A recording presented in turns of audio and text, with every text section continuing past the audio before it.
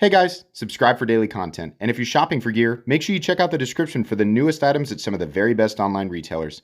There's also links for some of the items that I personally recommend. Thanks!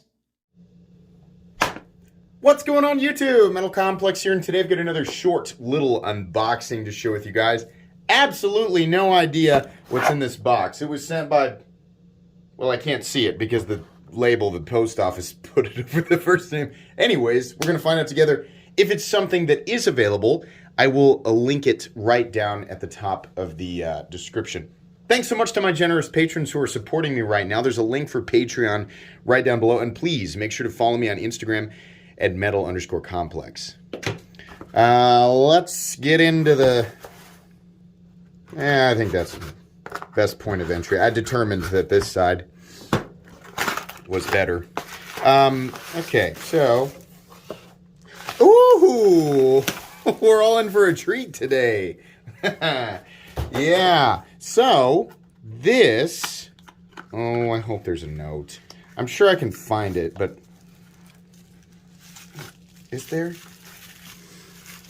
Hang on a sec. You didn't leave me a note. Gosh dang it. I'm sure I can figure it out. If you sent this to me, you contact me again. There's no note in here. I remember the conversation. I just, I need to make sure it goes back to the right person. So, this is a Demko 8020, but it's a slim. How interesting. Yeah. Okay, let me get mine out here so we can do some comparisons, because there's a lot of confusion with this stuff.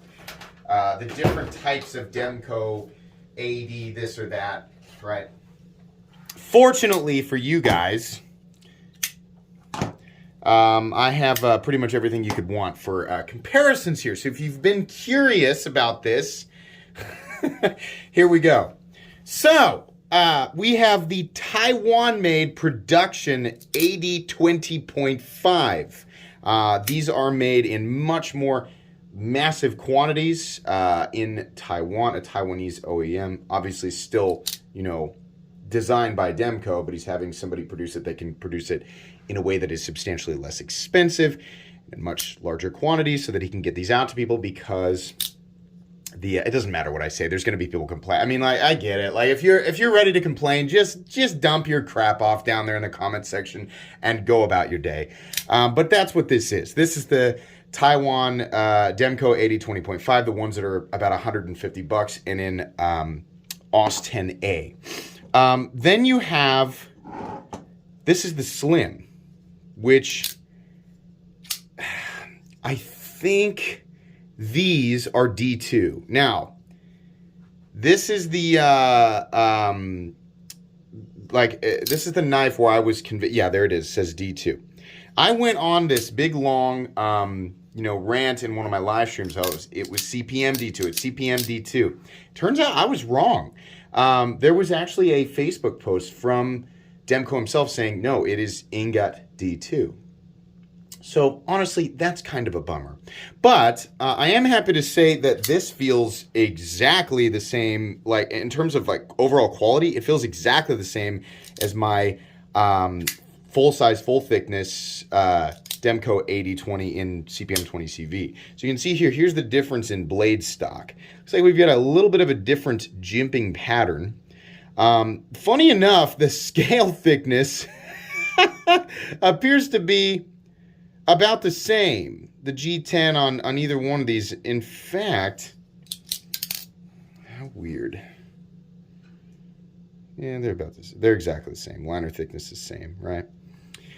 So the blade stock is definitely thinner. Let's go ahead and measure it here. This is not a review. If you're new to my channel and you're confused, you're like, what an unprofessional goofball. Yeah, it's an unboxing and first impressions. So it doesn't make sense to do a review on something that I'm just now experiencing for the first time. So these are US made. Right, so there is a hefty price, regardless of how you feel about materials, right? That's another thing people are going to, oh, there's money for D2. I mean, yeah, okay, but also, right, you have to figure in manufacturing costs and stuff like that. Blade stock thickness, This is 128. It looks more like 100. I would venture to guess it's probably 125 thousandths. Saying 127.5. I'm pretty sure mine are 180. Let's give it a go.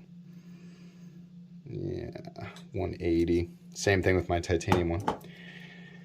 So now these are less expensive. So so this is an MG8020 American full thickness G10. These are retail for $425. Obviously, if you look them up on eBay, they're going to be way more, right? You can actually find them at a retailer, which you got to be quick. $425. The Grivery of the same thing. This is 20 CV, by the way. They come in a lot of different blade steels. Grivery with the same, arena of blade steel. I think you're looking at $350. Titanium MG. These are machine ground, not custom. Titanium machine ground. It's the same blade stock thickness as this other full-size one. So 180 thousandths or so. These start at $625 and go for, oh my God, way too much money on eBay. Don't go spend $2,000 on those on eBay. That's ridiculous. And then these guys, I don't know. I don't know exactly how much they are. I mean, obviously, by the time you guys are seeing this, I will already have figured it out, right? I'll have ended the video, gone and looked it up. But I want to say it's still really pricey. It's definitely more than this guy, but I think it's less than the Grivery ones. But I'm happy to report that it feels this just feels like a ridiculously excellent working tool. The funny thing here is that the overall, I mean, this is thinner. The overall, handle thickness is thinner because the blade stock is thinner. So the space between the scales is thinner. So in the hand, it does feel a little thinner, but the scales themselves are actually the same thickness as this full-size one. The titanium variants are actually skinnier in the titanium scales than the G10 ones. You can see here, even though the blade stock thickness is the same. So that means that the skinny guy, the skinny one is the same overall thickness, almost exactly as the titanium one, but it has a thinner blade stock. Interesting. All these tiers. I think, like the big heavy duty, like these big meaty guys. I've really enjoyed carrying this one because it's thin all the way. It's way thinner. And blade stock, scales, everything. Right? And it's a little small. I really enjoy that. That's probably, that blade stock thickness is probably an just absolutely excellent overall outdoor working tool. These guys, these big guys, like I love owning them. It's just pride of ownership. But the blade stock thickness is probably overkill day to day. Maybe not. Depends on what you do with your knife, right? I mean, if it's your grappling hook and your boat anchor and your, building scale catalyst, right? Your submarine infiltrator, then okay, well, maybe you want a thicker blade stock. It's just funny. All these different variants. I think ideally, for a lot of people who plan to go out and use these, something like this, but, then so that they feel really good about, well, let me just put it this way. It's absolutely solid, by the way. Exactly this, in something like crew wear, would probably be absolutely ideal. And if he does not already do the slim 8020, the American 8020 slim in other steels, I'm sure, I would venture to guess that he will. I feel like the only option right now is D2. Boy, that full-size shark's foot is just awesome. That's the first time I've handled this. And it doesn't have the slot, which is fine. Some of them have slots and some of them don't. It just depends. But yeah, I really, really like that. The only thing that's got me bummed out is the D2. Not because I'm like, because materials always equal total value. They play a role. They certainly do. And I have my preferences for blade steel. I'm not saying blade steel doesn't matter. I'm just saying being dismissive of the overall price simply because you put certain blade steels in certain, overall price arenas with, while at the same time ignoring every other aspect of a knife that has to do with the overall price is ridiculous, right? There's so much more to consider. But that being said, yeah, would I prefer a different steel than D2? I mean, yeah, D2 is fine. But I mean, I remember seeing that these are fairly expensive. So I personally would rather have something like I think probably crew wear. I do like that though. It's funny about the scales, but it feels just about perfect. I when I handled it, I was like, it feels about the same as my titanium one. Yeah. It's just interesting how it really ended up being almost exactly the same thickness. Okay, cool. Well, like I said, this is not a review. It's just a, whoop, that was weird.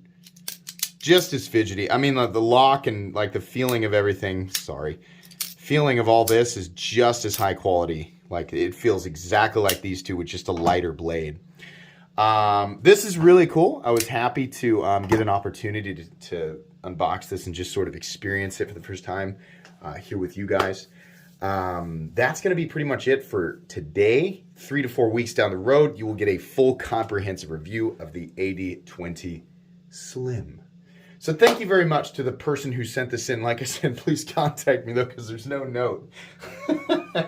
Anyways, please make sure to follow me on Instagram at metal_complex. If you enjoyed this video, leave a like. If you'd like to check out my other content, I do, of course, have lots of videos of knives that are either expensive or inexpensive that I do or don't like, so check those out. And if you enjoy all my content, go ahead and click on that Metal Complex. They'll go right there and subscribe because there's definitely more coming. Thanks again for watching, everybody, and have a great day.